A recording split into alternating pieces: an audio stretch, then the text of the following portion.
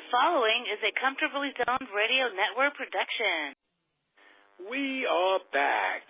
A's Baseball, past, present, and future.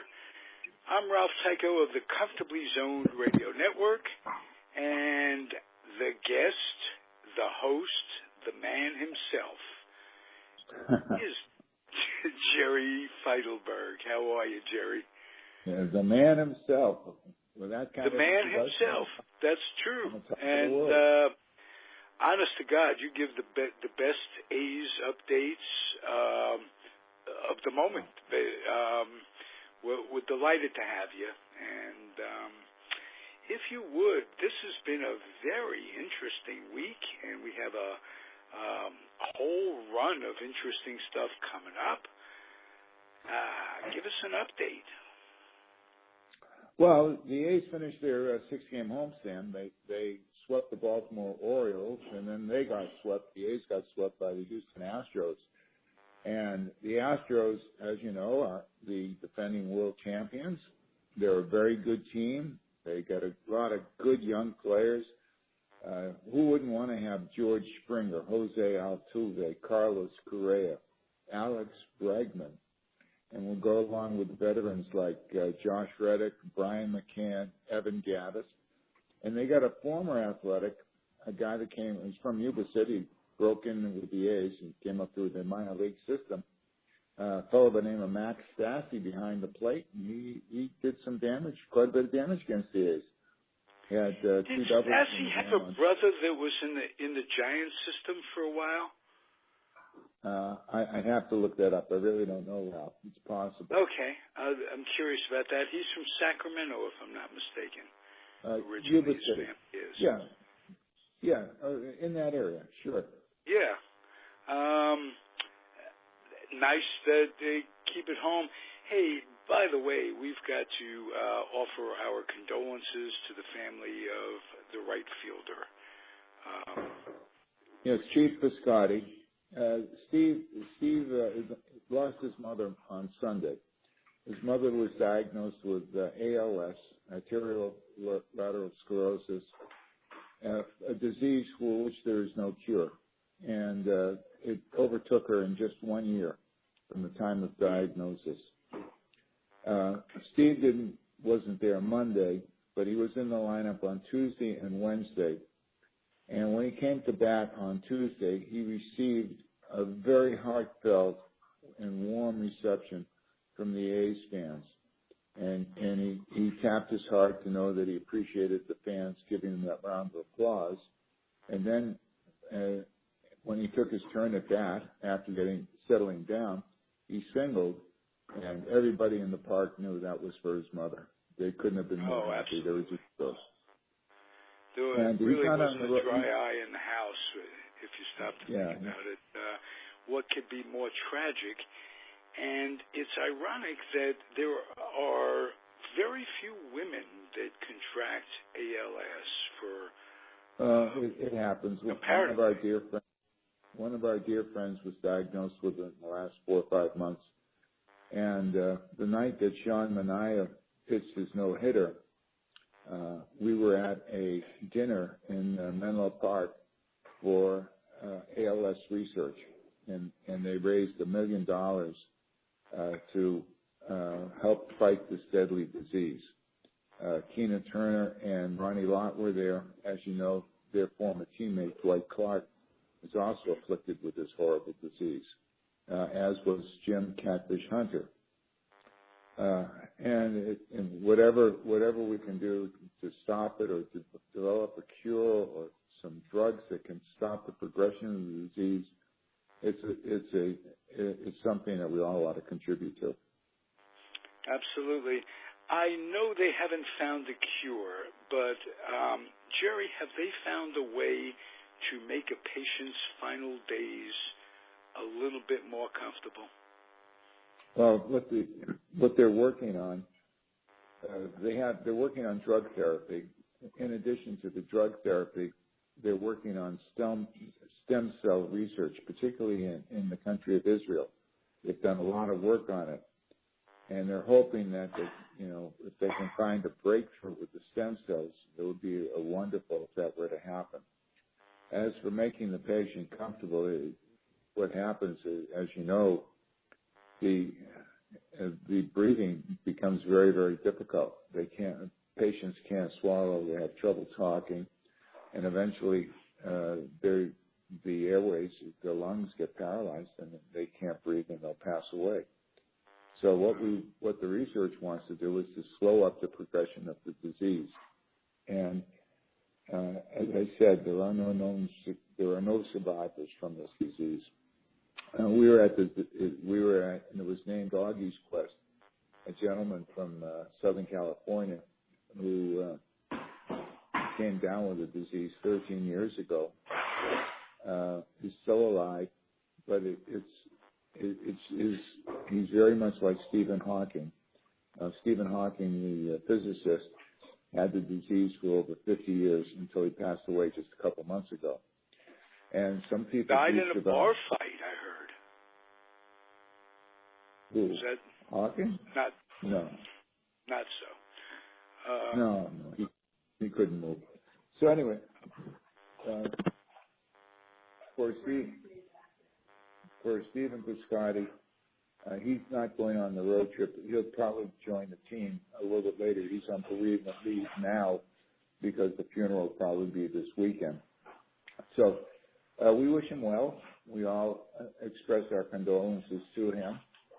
And I was glad that he was able to get on the field and feel the fans' reaction. Oh yeah, that was wonderful. That's gonna take him through an awful lot. I mean, how easy can it be? It can't, but it can be a little easier knowing that we're a family, the A's. The fans are included, and as a matter of fact, say what you want about the Oakland A's, their basic fan base, small as it is as loyal as anybody's in baseball. And I think you'll agree with me on that. Yeah, and they have a core of about 15,000 hardcore fans that come to the games day in and day out, and they're loud. They cheer for their club, and they do identify with it. And the East Bay has sort of always been like a second cousin to San Francisco. And the A's are not the first town and team; they're the second team. Like the Mets are the second team in New York. The Angels used to be the second teams in Dodgerland, and the White Sox are the second team in Chicago. So they're kind of the underdogs, and a lot of people like to root for the underdogs. And I always think that the A's, those are the fans that are supporting the A's, the guys that root for the underdogs. Well, you know what I also enjoy about that fan base? They bring their kids, and you see a higher percentage of kids in an A's crowd than you do, say, in Yankee Stadium, not to pick on them, virtually anywhere else. And I think what's wrong with baseball, and not the game itself, but the business of baseball, is that they don't make provisions for future fans to grow up with some memories, because the All-Star Game, the World Series, it's all at night. Kids don't have access. No double headers. It's just different, and the A's have made it a point to cater to their future fans. So I think excuse me. Yeah, go ahead. No, you go ahead. Well, yesterday was a good example of what you're talking about. We had, at the game yesterday, there were over 18,000 people at the game, and most of them were kids from the schools. They had buses of kids come to the game, and they had a great time cheering for the A's. And that's the exact point. And the A's have, Little League Day, and they try to promote family participation. The A's parking lot is large enough so that you can have a tailgate party. You don't have to come in and buy the food at the stadium. I don't think you can do that in San Francisco. New York, you certainly can't do it. In Boston, there's no parking. You can't have a tailgate party at those stadiums. And you have to buy the stadium food at inflated prices. That's not necessary at the Coliseum. And the A's love it. They brought in the food trucks. They're trying to make it family friendly, as you mentioned, and it's fun to go over there. And because it's small crowds, you can actually. I think the kids can go down and talk to the players. I know that they can run the bases on Sunday, and the kids love going on the field. And the A's have a certain number of fans come down and stay on the field just before the game. You know, when they do the first pitch and the Star Spangled Banner. So they do things, and they're very active in the community, and have been that way since the days of Walter Haas. And we can check with Nancy Finley here and see when they started under the Charlie Finley era.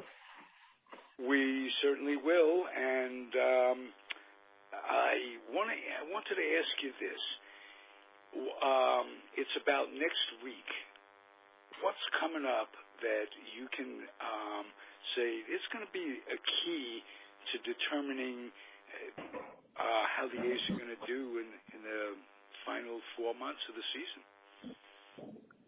Yeah, whoever the schedule makers in New York who put together the schedule for the A's must hate them, and we haven't experienced. Is this unbelievable?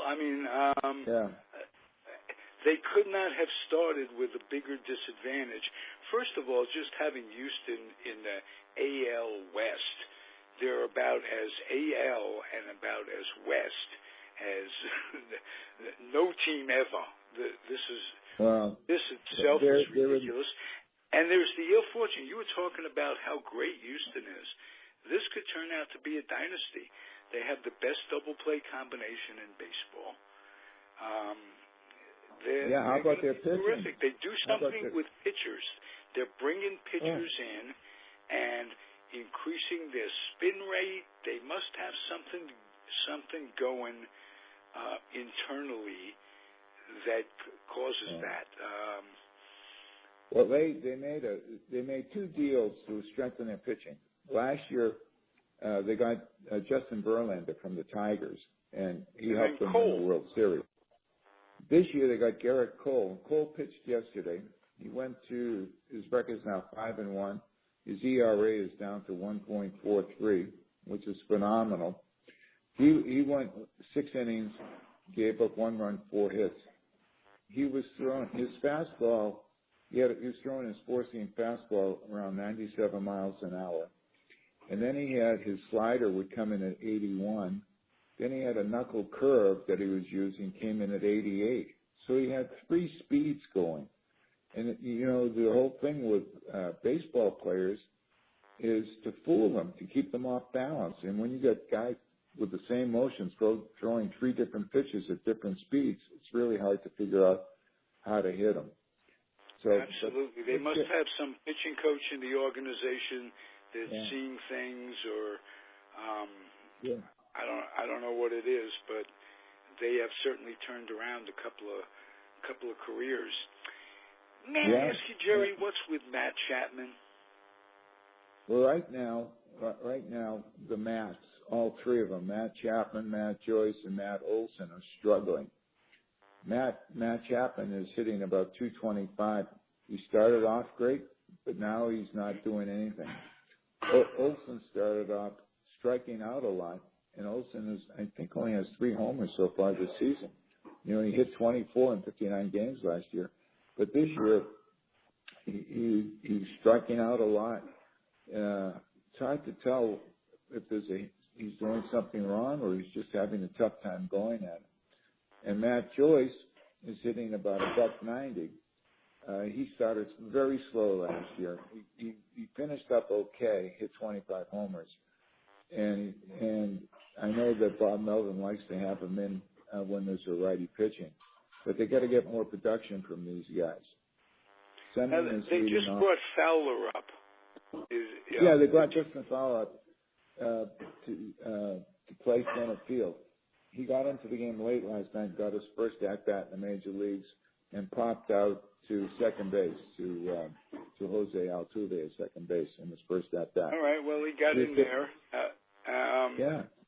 Remember what happened his first debut last year with the Yankees. So just that he made it through and he's not yet on the DL is a big thing.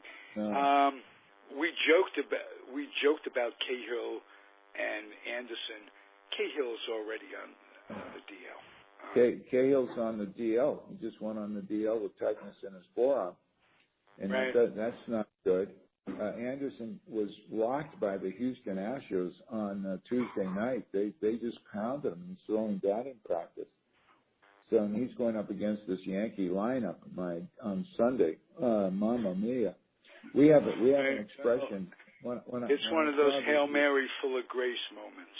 Yeah. Well, in Yiddish we call it. See if it works. It's oy vey. Oy vey. In any language, oy vey. Yeah. So they got to play the hottest team in baseball. The Yankees have won 17 of 18. They got 3 games with them. Then they go to Boston. They took 2 out of 3 from Boston early in April, so they might have a chance there. But Boston is tough. And then Toronto for 4, and Toronto's playing good baseball right now. And then they come home and they got to play Seattle and Arizona. And Arizona's in first place in the NL West, and the Mariners have beaten them 4 out of 6 so far this season. It'll be the Mariners' first trip into Oakland, but nonetheless, the Mariners got a pretty good team. They got Nelson Cruz and Ben Gamel and Kyle Seager, Robinson Cano, and Mitch Haniger. So they're loaded. And they're loaded, and I'm wondering, because we're up against the clock a little bit, and I have an interview with our Nancy Finley, who brought a guest. He's the all-time superfan, Dennis Miguel. So you'll be hearing this after you and I close out. But may I ask you, is there anything new in on the stadium? Are they going to put that shovel in the ground before the old guy kicks? I'm just curious. The only news we have about the stadium is that they're going to let us know by the end of the year. Hopefully they'll have an announcement. There's absolutely nothing cooking on that front whatsoever. Okay. But yet they know enough that they will, by the end of the year, have an announcement. Although now there's absolutely nothing cooking. Right. Well, we'll see. We'll see. You got it. We've talked about it before. It really would be nice, and it would be just, in a sense, if they could work it out to have the 2 gems, the new stadium that the A's will build, and you have the other stadium that the Giants, AT&T, they could face each other across the bay. And there's a lot of sentiment for the Howard Terminal, but I think the best bet is right where they are at the Coliseum. Bart is there. At this point, wherever they want to put it, as long as it's in Oakland, things slip away. I'm looking at the Warriors slipping away. I'm looking at the fact that they already put shovel in ground in Las Vegas for the Raiders. Don't want this to be screwed up. So let's hope for the best. And Jerry, thank you as usual. It's terrific. Well, thank you, Ralph. I have a great time too. You got it. And we will talk soon. I enjoy your company, and everybody out there listening, I hope you will do me a solid. Box up some gently used children's books and take them down to the Head Start program wherever you live. Kids need to read. They need to become school ready, develop an imagination, countless things. They need to get their noses out of the devices and the games and read books. Unfortunately, the kids that need these books and need to be helped the most have a hard time getting them. And that's where Head Start comes in. They'll get the kids the books, and it'd be wonderful if you do that. So thank you very much for listening. It's the Comfortably Zoned Radio Network. The host, well, actually, there are two hosts, Nancy Finley and Jerry Feitelberg. Jerry was just on, and as usual, terrific.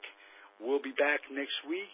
Stay tuned here, because Nancy will be on with the original A's fan. The original, we're talking 1968, he claims to be the first.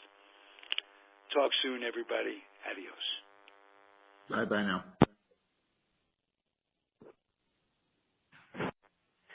We are back. A's Baseball, past, present, and future. I'm Ralph Tycho of the Comfortably Zoned Radio Network, and I am a lucky guy because co-hostess Nancy is present and accounted for. Nancy Finley, how are you? Here, present. I'm great, thank you. You're present, but you are accounted for. Yes. Don't. Oh, yes. Okay, so it's both. And you were obviously never in the Air Force or in the service where you had to line up and they are present and accounted for. No, I wasn't. No, you avoided that. How did you avoid the draft? Let me ask you that. Me? Not me. You mean me? Yeah, Nancy, how did you... Were they drafting women back then? No. Oh, good thing, because you're saved for the Comfortably Radio Network. Oh, yes. No. I'm being silly today because I'm so happy. Nancy has brought a guest who is absolutely passionate about the A's, and he has what Nancy refers to as a shrine of fandom. And you know me, Nancy Finley. I appreciate passion no matter where it comes from. Yes. So and it has a one-of-a-kind item. Pardon? He has a one-of-a-kind item. Well, I'll be darned. I won't touch that with a 10-foot pole. Okay. As it were. But that aside, would you introduce the guest, if you would? Yes. Dennis Miguel is my good friend and a passionate A's fan since they moved here in 1968. And he went with of course, his parents introduced him to it, and they would take him to the games. And he remembers our mascot, Charlie the Mule, very well.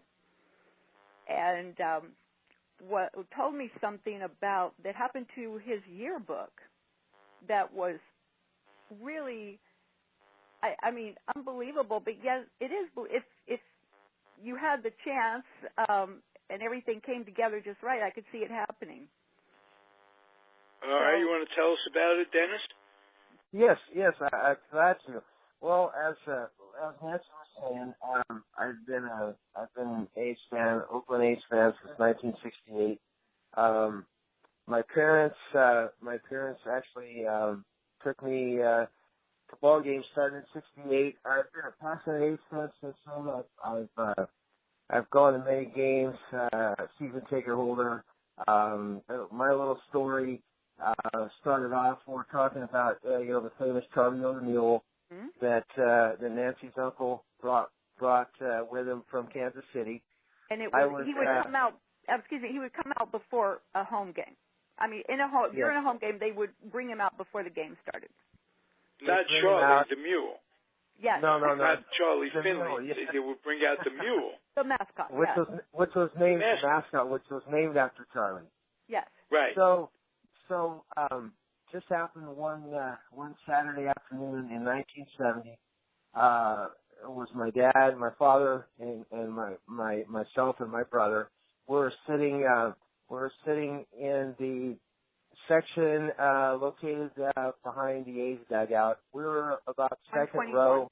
Mm-hmm. Yes, 121. And my dad had just bought us a new A's program, so a yearbook actually, and I was pretty excited. I was looking at it, was reading it, and the cowboy was leading the mule around, and my dad yells out, "Hey, my sons would like Charlie O's autograph."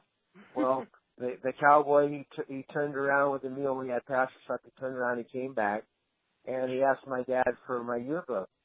So my dad grabbed my freshly purchased yearbook that I was reading, handed it to the man.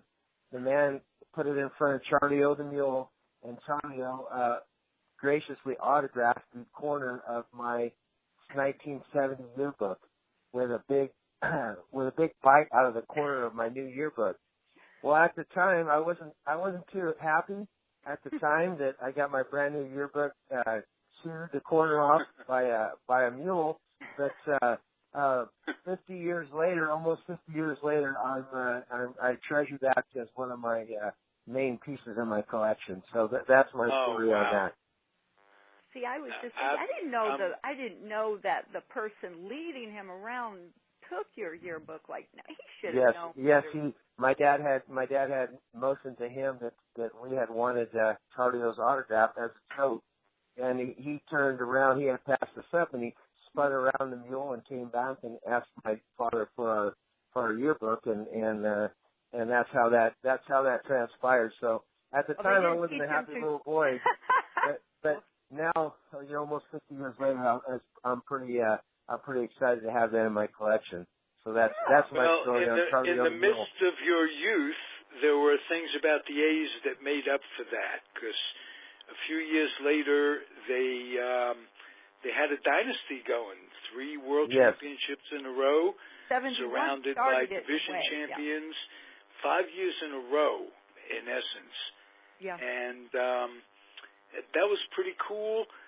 You were just coming into a point in life where you really understood baseball, because when they first got out here, you were just a kid. But obviously you started becoming enthralled with it to the point where you followed it closely. Oh, so, I followed it every day. You went through puberty in that time period, like me. Yes, I didn't have the luxury, Ralph, of having Sports Channel, ESPN, MLB Network. Everything was by radio or when they would come on maybe once a month. You know what I mean, on the game of the week. Yeah. Right. Yeah. Right. So, but the radio got you through. You really loved radio, I'm betting, because I had to listen to the radio. I'd listen to every game, and I really got an affection for one of the A's announcers, which was Monty Moore, which I got to meet about 3 years ago. Mm-hmm. So Monty Moore is from your neck of the woods in the Central Valley. He's from Porterville. Kansas City originally, and he chose to move to Porterville. Yeah. And he had some radio stations, if I'm not mistaken, himself. Correct. I believe one of the main stations in that area, Porterville, was owned by Monty. Correct. Yep. Mm-hmm. Correct. Yes. The Nancy's, her dad and her uncle. I mean, they developed. Like you said, when I was growing up, this was just coming into the dynasty. I mean, with Jackson and Bando and Catfish and Blue Moon Odom and Raleigh Fingers and Joe Ruby. I mean, everybody was just coming into their own, and it was. And you know who I'm going to ask you to talk about? Someone you just didn't mention, but he is the greatest shortstop of the A's time, as far as Campaneris. Mm-hmm. Campaneris, and he rode in the back of my yellow car to an A's function at one time with the late Dr. Craig Pearson, who was the A's spring training doctor back in the day, and they had a reunion up in Alameda or up in at the Coliseum, and Craig came up, spent some time with us in Alameda, and reunited with his longtime buddy, Campy, who was an avid fisherman, and as was Craig. So I think about you all the time, Craig. Rest in peace. I loved being your little brother at Kittatinny Camp. A neat story. Way back in the day. Uh-huh. So, and as a matter of fact, the history of Craig Pearson and the A's goes back really far, because there was a time before they moved to Kansas City when they were in Philadelphia. Mm-hmm. And Craig's family owned the Pearson Sporting Goods Store. And Pearson's Sporting Goods Store would manufacture the uniforms for the Philadelphia A's. Really? Okay. And he has had all kinds of films of Connie Mack and spring training and all that. So there's something in the vibe of things get passed on, and in this case, Campy. Were you a fan of his growing up? Oh yes. Yeah, they called him the Roadrunner. Oh no, he was number 19. I mean, that was. I mean, every. If you were a baseball fan at that time, I mean, he was a leadoff hitter. He was a base stealer. He was a table setter. I mean, that guy. Actually, it's kind of a travesty that the man's not in the Hall of Fame, because he's got credentials just like a lot of the shortstops that are in the Hall of Fame today. But yes, I was a big fan of Campy. He should be there. Yes, Finley in the Hall of Fame too. So now he was one of those that came over. He was originally in Kansas City. I remember him well there. Oh, he was one of my guys, my family. Yes. Yeah. Tell me some memories, Nancy, on a personal basis. It was Dick Green, Campy, Catfish, and Bando. Those were the four I knew as a small child. Well, Dick Green's first wife babysat me. I heard about that. And they were the ones I knew and knew well. Just as a small child, I knew I wanted to see them so bad when I came out here. And then Dad said we had two new players who were going to be stars, and that was Vida and Reggie. And I still wanted to see Excuse me, Nancy, did you say Dick Green's third wife? No, first. I'm sorry, first. Oh, first wife. First. Okay. I thought, wow, that's... I should say X. Mm-hmm. I should say well, numbers. that happens. Maybe you could get one of those wives to babysit us at Comfortably Zone Radio Network. Well, we're old people. We need some babysitting. Well, it's a little delicate. I don't know if she's still around, but I don't want to get into that. I'm feeling in a silly mood today. Yeah, that's okay. That's okay. It happens. I wanted to let Dennis know, when I was on the field March 30th, Dennis was telling me about meeting Henderson, and when he his son threw out the first hit. Hindu.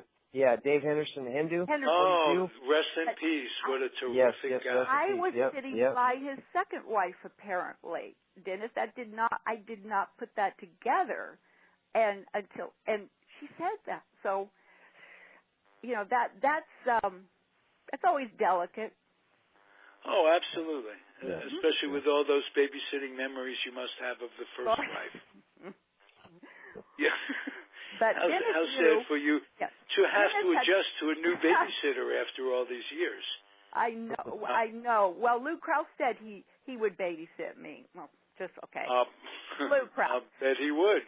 But But you know what? When Dennis said he remembered Henderson telling him about his son, who actually threw the first pitch out that night.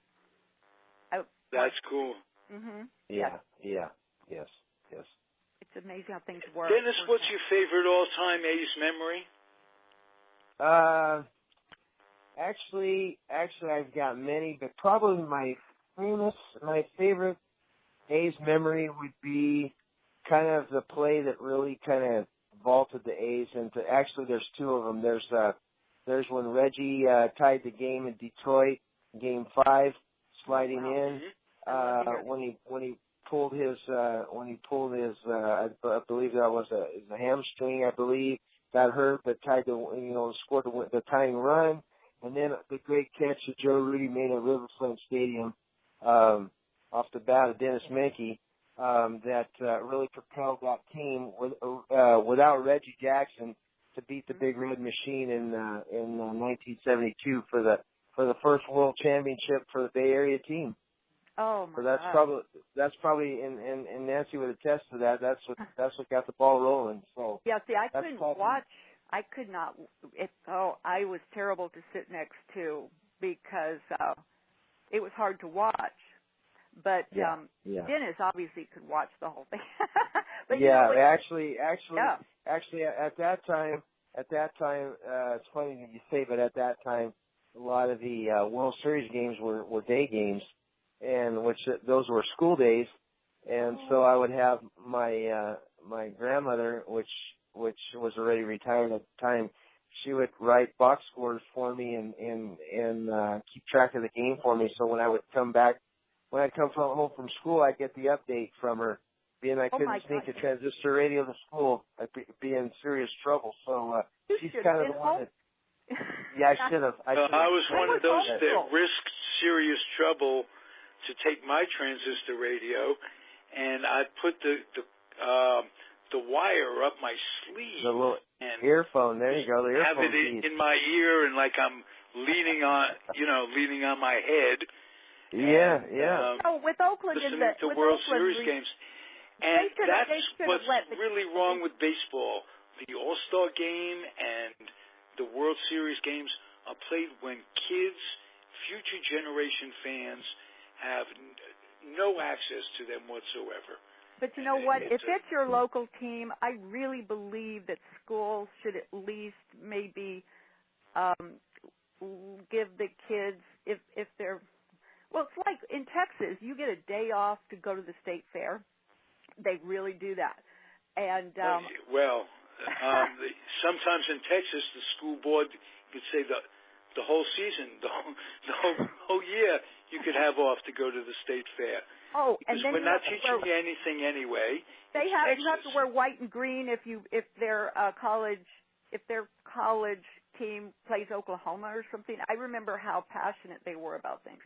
But here, if Oakland is in a World Series, they should let the kids be home and watch absolutely. it or have access to it. But by the time, I'm sad to say, Oakland gets into the next World Series, those kids will be grown up and they'll have kids perhaps. But let's hope not. I'm kidding. Let's hope not. Let me ask you this, Dennis. Do you keep up with today's game? Yes. Matter of fact, I just got done. I try to watch. I attend maybe 20, 25 games a year. I try to, and then I do watch because I have the local, which is great for. I wish that when growing up I had this. I have the local channel that broadcasts all the A's games. So I try to watch them every night if I'm not working. Dennis, would you like to be a regular in this here booth and bring us up to date on current stuff and help Jerry Feitelberg and Nancy and I? Oh, Dennis would be great. Yeah, no, I'd like to. I'd like to if time permits. I would love to do that.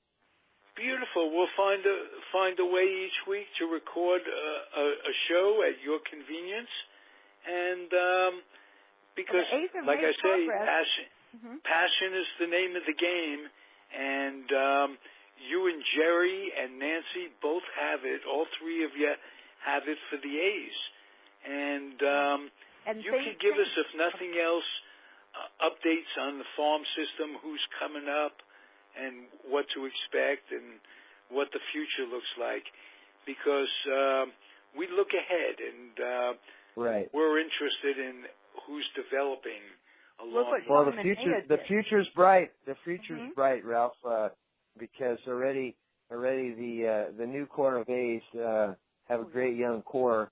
They can score with anybody. They just, once their young pitching staff comes together, they're going to be a force to reckon with in the American League West for many years, like the 70s A's.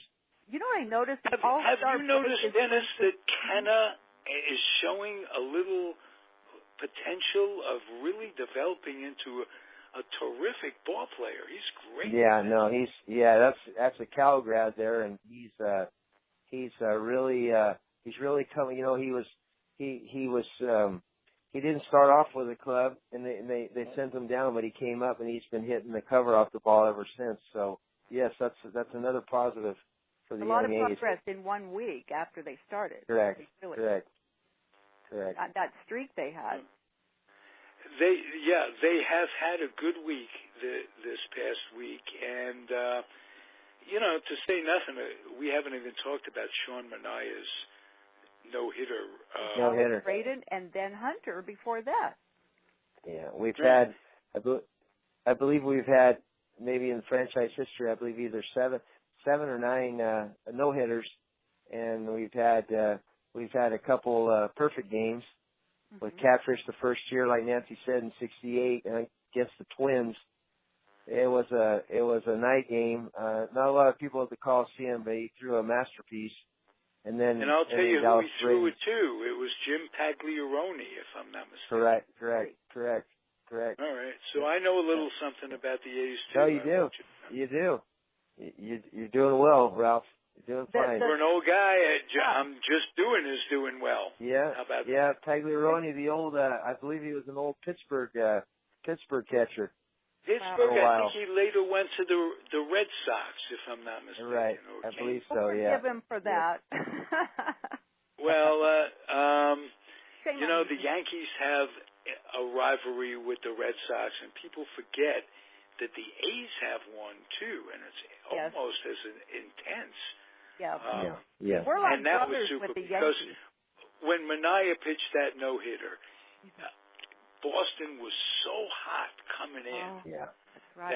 that and that's I believe at the thing time in baseball you never know what to expect. I go believe to at the the time, ballpark, Ralph, they were the number one hitting team in baseball or American League. They were hot. Right.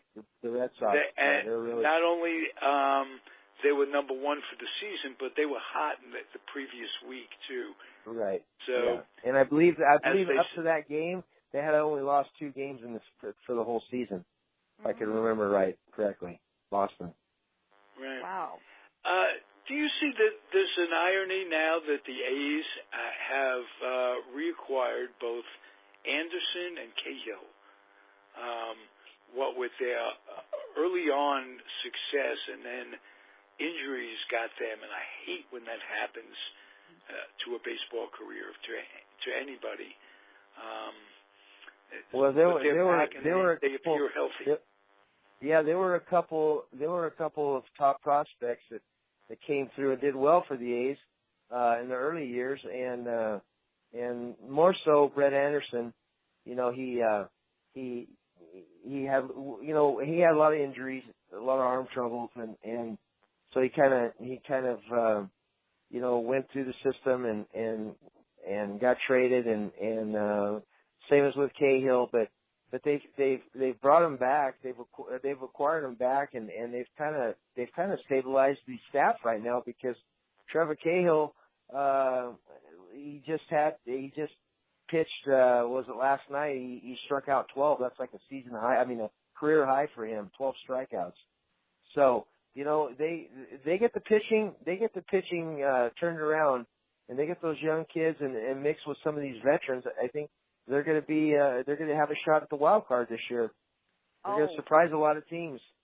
If they get the pitching turned around, that's kind of a big if. But I'm very disappointed in Graveman, who just has crapped out. Well, his season. I think he'll turn it around down in the minors, down in AAA, Nashville, and he'll be back up, and he's going to help the team out.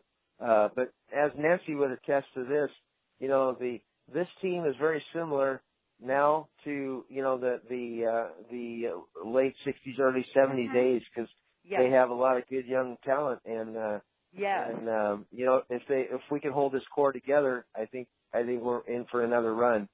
I'm seeing that because in the beginning people were talking so bad about the team. I mean, the first week, and boom! I mean, just I've been here before. I'm thinking this is familiar. Yeah. Well, we got again, I admire both of your Pollyanna-ish ways, because that's what a fan is supposed to have. We've lived it. That, I mean, you hope for the best, and I think it's great. Hey, Dennis, are you on Facebook? No, I'm not. My family is, but I'm not. I probably should someday, but it just seemed like I never have a lot of extra time just to sit down and look at everything and input things, and but maybe down the road. You just have to. Well, I want you to find our show on Facebook, or Nancy will send you a link to it. But in any event, it was terrific having you, and Nancy, you're in good voice and good spirits, and thank you. Yes, Ralph, it was a pleasure. Nancy, it was a pleasure too for inviting me. Oh, you're welcome. To be with you too. It is our pleasure, sir. And please, like I say, come back and contribute on a regular basis. Go through Nancy. We'll make it happen. We'll set a time that's good for you. Okay, and remember May 26th, the game. We're honoring 3 years. Yes. Absolutely. We keep that May 26th in mind. Coliseum. What time is it? I believe it's a 105 game, and it's going to honor the 70s A's. So be excited. It'll be an exciting day, and hope everybody shows up and fills that Coliseum up. Yes, it's 3 years in a row honored. Yes. Quite an accomplishment. The last major dynasty we've had, really. That's right. Correct. Are the Astros going in again? I mean, if the Astros do it 2 more times, then okay. No. I just had to say that. So just I don't think I think the odds are longer now for a 3-time championship than they were before. What with all the playoffs, you have to go through 3 rounds of playoffs. That's like 9 rounds.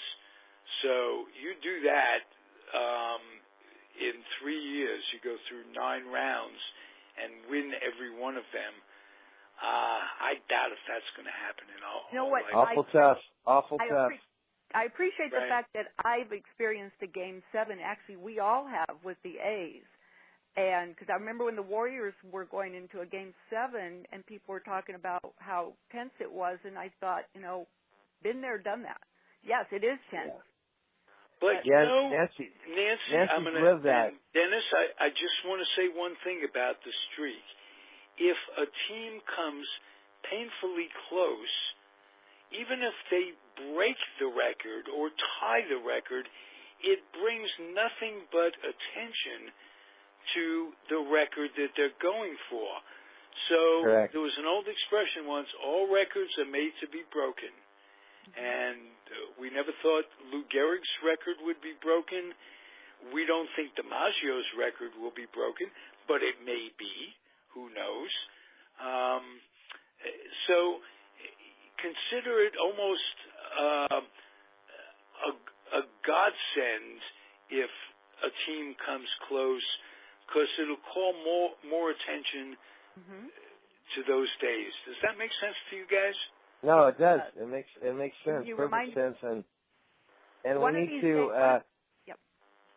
No, go ahead. Before we sign off, we need to remember Nancy's uncle and her father as executive of the year, and an owner and his executive president that should be in the National Baseball Hall of Fame. Yes. Let me tell you something. We had Andy Dolich on a couple of weeks ago, and he said exactly that. He said his mentor, this is Andy Dolich. If you just go Google him, see what he has done business-wise with Dad was his mentor. With his career, and he credits Carl, your dad, Nancy, with being the number one guy who taught him the ropes. His dad was here running everything. Well, Ralph, as years go by, it's in any sport, any event, people kind of, if it's not in front of them, they forget years past. But the Finleys, they were the innovators to me in night World Series games, colorful uniforms of the mascots. You know what I mean? Different absolutely different promotions that and the Finleys changed the game, and they changed it for the good. And so I don't know as far as what kind of platform that we could have, but they really need to be reconsidered into the Baseball Hall of Fame, because they belong there. They belong in the Hall of Fame, and it's way past due. So whatever needs to be done. Well, Ralph let's at least give people the option to think about it, bring it up, whether or not they ever get into it. It'd be nice to keep the debate going a little bit. And yes. And kind of Bill one more King thing in the Hall of Fame with the help of Ken Korak. Right. Someday, well deserved. And another thing, someday Ken Korak needs to get in the Hall of Fame. Oh, of course. Yes. So I'm hoping I'm alive to get that thing going as well.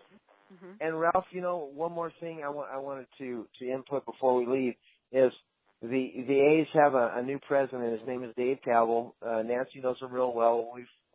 We've got to know him, and the A's are in really good hands with this man, because he's embracing the history of the A's. He's really been at the forefront of trying to get this new stadium built. Bringing the fan base back to recognizing the current and the former players and the history behind this storied franchise that he's really been elevating this in the last year or two. So just a big shout out to Dave Kaval, president of the A's, for really going forward and pushing this team to the next level. So I just wanted to put that in. Yeah. And I want to put in, I would love to see the shovel go in the ground for a new stadium. Oh, sure. Yes. Of course. And then he will have more accolades from me than one can count. Maybe our home run would reach the Giants stadium. You never know. All right. If you had it, what is it, Howard Point? Is that the name of it? Yeah, Howard Terminal. Howard Terminal. Yeah, it would indeed face the Giants stadium. Yeah. And that would be nice. But I think it's going to be more practical to have it. My guess is that if you just simply built it in the Coliseum parking lot, and then as long as it's open. The old stadium, exactly. You've got all the environment. As long as the team stays. Well, their logo now is rooted in Oakland, so we just want to wherever they build, as long as it's in Oakland, keep the team here in Oakland. So we'll be. You ever think we'd see that? Yeah, we'll really? be. I'm 57 years old, so I want to be able to walk in that new stadium while I'm still alive and enjoy that first game. So you do want to walk while you're still alive, because you don't want to have to yes. up to the stadium. That's Correct. really that's I don't know what to say to that. That's great. I love it. I love it. Dennis, well, I'm rooting for you. I'm rooting for both of you. I'm rooting for all three of us to stay alive for that. How about that? Awesome. I'll second that motion, Ralph. All right. Very nice meeting you, and my invitation will always stand. You are, anytime you come back to these microphones, it would be an additive. Thank you. And Okay, thank you. Okay. All right. Be well, everybody. Thank you for listening. If everybody out there, if you enjoy any of our offerings on the station, on the network, wherever you get our dulcet tones, reminds me of Lon Simmons, by the way. Dulcet tones. There's only one, right? Yes. Correct. Well, if you do me a solid. Box up some lightly used children's books and take them to the Head Start program wherever you are. Kids need to read. They need to just develop an imagination, get a passion, take their noses out of computers and devices, become school ready by learning to read. It's important that they're exposed at this age, and kids that will be benefiting from the Head Start program really need it. It's not like you're, giving your books to charter schools or whatever. Take your books down there, and thank you both again for being here, Nancy. We'll see you very soon, and Dennis, too, I hope. Okay. Yes, thank you. Thank you for having me. I appreciate it. You and Nancy. Okay. Thank you. All right. Adios, everybody. Okay. Well. Okay. Bye-bye.